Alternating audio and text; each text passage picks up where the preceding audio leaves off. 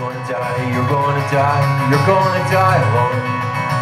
You're gonna die, you're gonna die, you're gonna die alone. So what's your connection with Defence Collective? Is this a relatively new thing, or is it? I'm not actually connected, apart from it's the third time I've played it. And I don't know why, because I've nothing to do with it. But I think it's just they like my music now. It seems like a fairly natural kind of combination.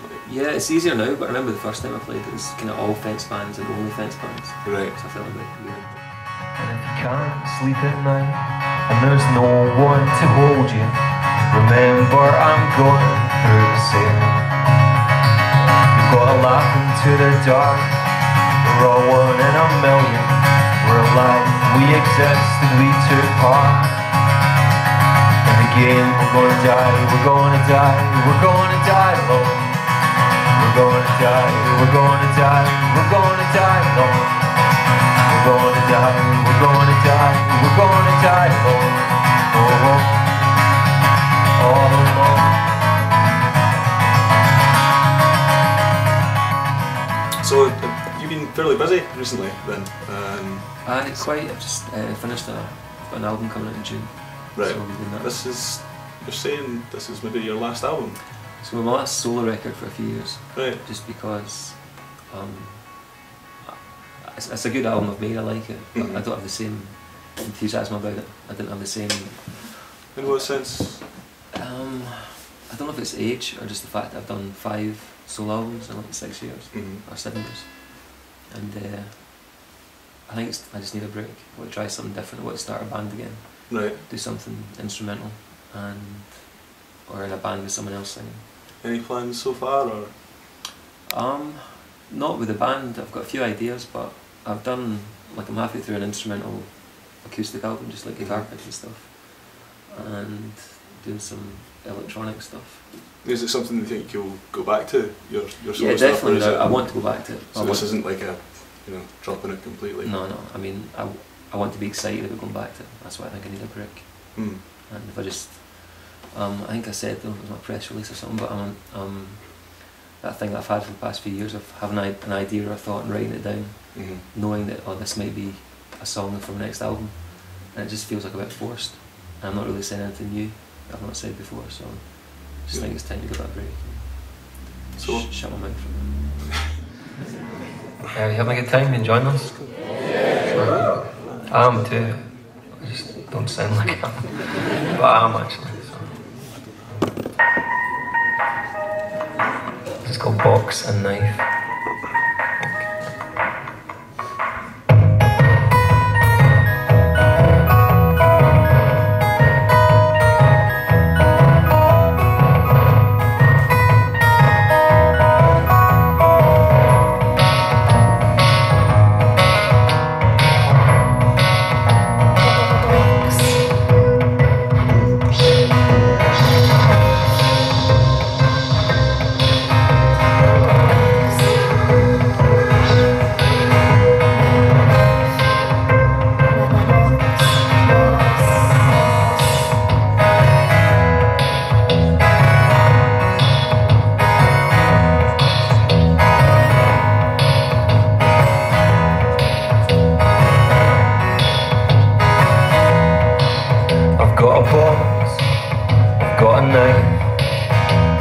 Door that leads out of life.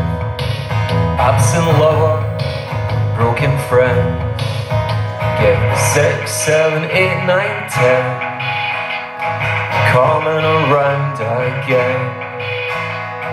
Taking my turn on the turning wheel. I'm coming around again.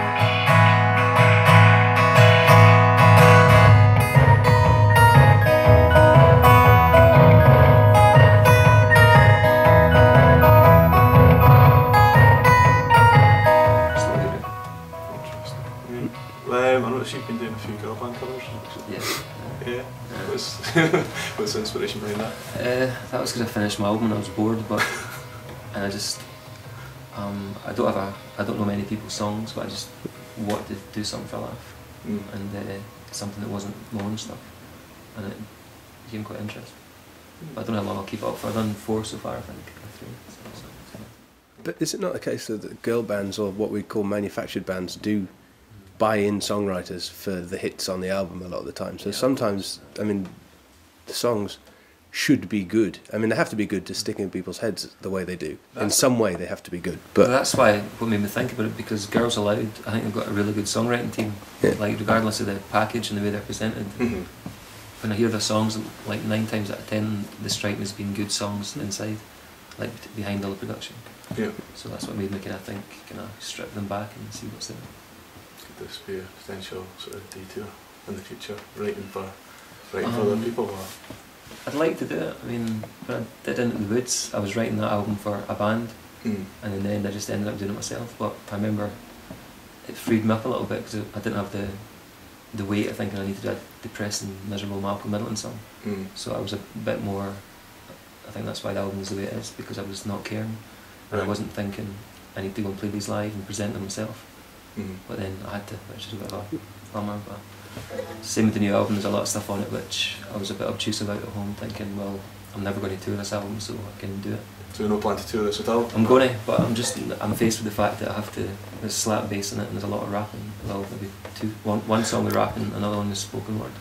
Seriously? And I've started rehearsing the new stuff, and I'm just going bright red in front of my band because I've got to do this kind of rap.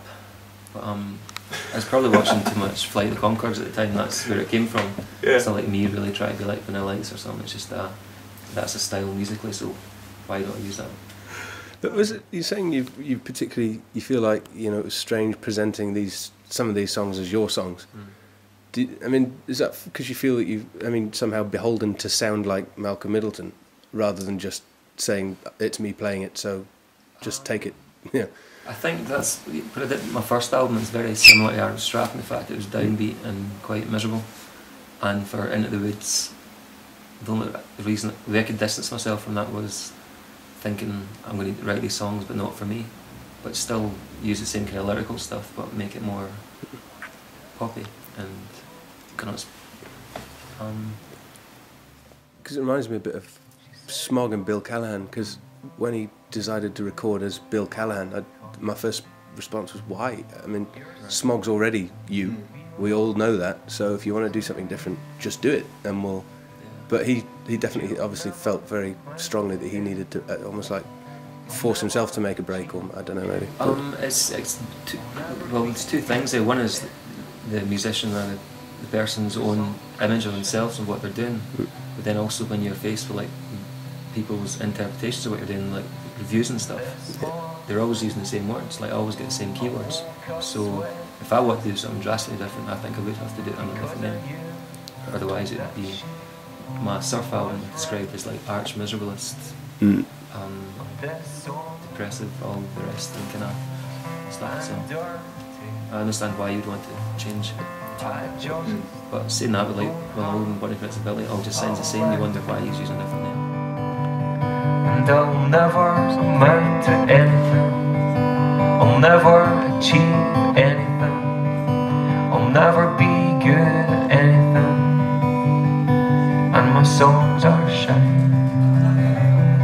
think I've actually achieved status for singing songs about shite. I'm getting quite good at that. That's not funny. And last night, when I was sleeping, an angel came to me. She said, Malcolm,